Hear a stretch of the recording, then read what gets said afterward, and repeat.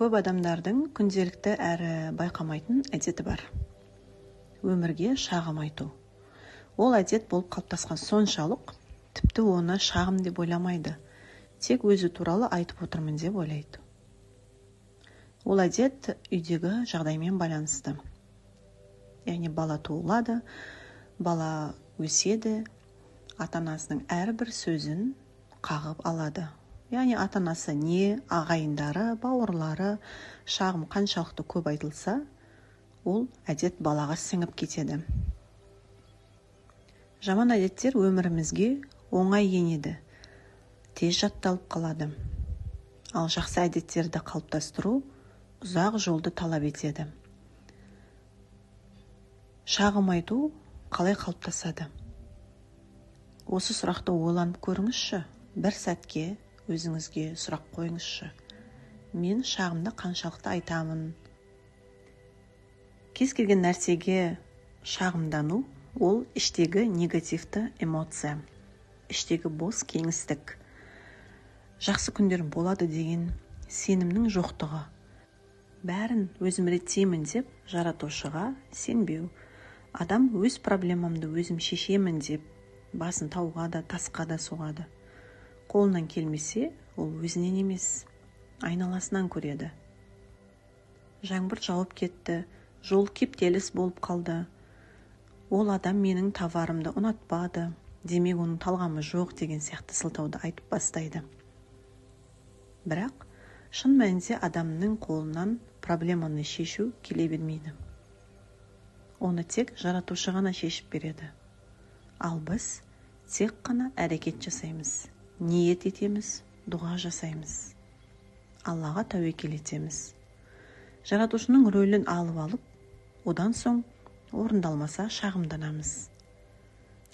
Бірақ енді сіз осы видеоны көріп отырсаңыз, демек сіз бір қадам алдыға жылжыдыңыз. Себебі бұл видео алдыңыздан бекер шықпады.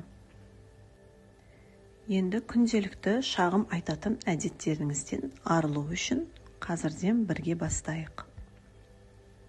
Сіз үшін білінбейтін шағымдар, олар басым ауырып тұр, ауа райы қолайсыз, күн ысып кетті, күн суып кетті, жұмыстан шаршап келдім, қолым қақсады, аяғым қақсады, балам ауырып тұр, көлігім бұзылып қалды, үй шашылып жатыр, үйді жинау керек, жұмысым тоқтап қалды, ақшам таусылып қалды деген сияқты күнделікті 100 рет, 1000 рет қайталанатын сылтауларды, шағымдарды азайта бастайсыз.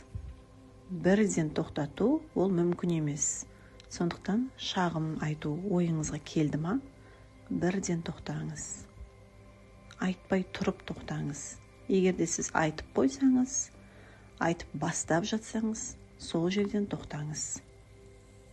Осылай жай айтылмау арқылы ол ойыңыздан кетеді. Оның орнына шүкір айтыңыз. Денсаулық үшін, отбасы үшін, жұмысыңыздың барына шүкір деп, жеуге асыңыздың барына шүкір деп, кез келген дүниеге алғыс айтумен алмастырыңыз. Жетістікке жеткен адамдардың шағым айтқан көрген бедіңіз? Немесе басқа адамдарды жамандағын көрген бедіңіз? Мен көрмедім. Олар тек болашаққа жоспар құрып, бүгінгі күнмен рахаттана өмір сүреді. Артына қарамайды, өткенді ойламайды, өсек айтпайды, тек жетістікке жеткен ортамен араласады. Сол сияқты сізді ортаңызға қараңыз. Ортаңыз шағым айтуға бейім орта болса, онда ол ортадан алыстаңыз. Сіз шағым айтпайтындай әдет қалыптастырып жүргенде, ортаңызға оралсаңыз, онда қайтадан бұрынғы қалпыңызға келесіз. Айналада бірінші жақсы дүниелерді көруге тырысыңыз. Жаман ой келген уақытта бірден тоқтаңыз. Асықпаңыз. Деміңізді бақылауда ұстаңыз. Шағымдана бермеңіз. Адамдарға, өзіңізге, жаратушыға шағымдануды қойыңыз. Негатив ойлар дәл сол өмірді алып келеді. Жақсы сөздерді көп айтыңыз, алғысты көп айтыңыз, зікірді көп айтыңыз. Жетістікке жету ол ішкі әлемнен басталады. Күлімдеп жүріңіз, жаратушыға тапсырыңыз. Сонда айнала да өзгереді. Сіздің өміріңіз де жақсы жағына өзгереді.